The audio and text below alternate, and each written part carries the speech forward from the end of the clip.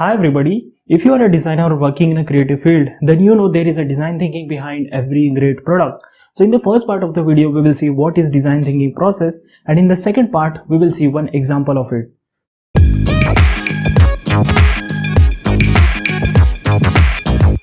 So what is design thinking? Design thinking is the process and the ideology which solve a complex problem in a user-centric way. It sees the problem through a human lens. Design thinking process is a 5-stage process. So let's see the one by one. First one is empathize. This phase is spent basically to understand the user needs and their problem that they are facing.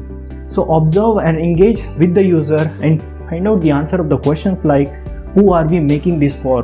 What does these people do? What is their age group?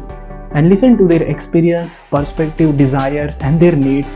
For that you can do the group interviews and the mind mapping. Now the people who don't know about the mind mapping is basically a diagram which is used to organize the information visually.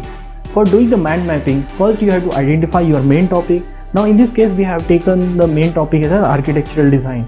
Now you have circled the map with your main topic and then you branch the other important idea from the main idea like the case study, site analysis, concept, plan, section and elevation. So now these are the ideas that comes after listening the word architectural design. Moving on to the second stage of the process, that is define. Now you'll gather all your insight from the empathize phase and here you will define the user needs and the problems. Now problem can be anything like how do I teach the children about finance? So in this step basically we define the problem statement and identify our boundaries also. So for that you can make the user persona. Now the people who don't know about the user persona is basically creating a fictional character to represent the user type and it helps to identify their goals, their desires and limitations. Now moving on to the third stage, that is ideate. Now it's time to get creative and it's time to bring all your ideas for the innovative solutions.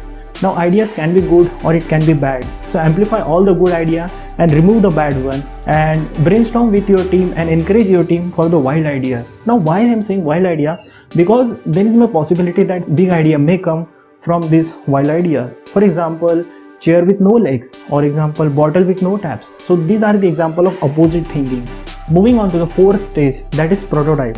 Now it's time to convert your idea into a tangible product. It can be in the form of 3D model, sketch. Tell your user to use your product and give feedback. This is only a scaled down version of your product. Now moving on to the fifth stage, that is testing. Now it's time to get your product into the market and gather the feedback. Ask your user to use your product and give feedback and their feedback will tell you whether you should move with your prototype or not. And note the pain point because as it is still on developing stage, so you can change whatever need they want. Now guys, let's see one interesting example of it. This is the story of Doug Dietz, who is industrial designer and working in a G healthcare since more than 20 years. Now one day he observed a girl was coming with her parent and she was crying coming toward the MRI scanner. So Doug realized that the machine that he had designed and the design was so complicated that it looks scary. So that's why children were scared going into it. So he decided to change the design and he also decided to change the interior of the hospital.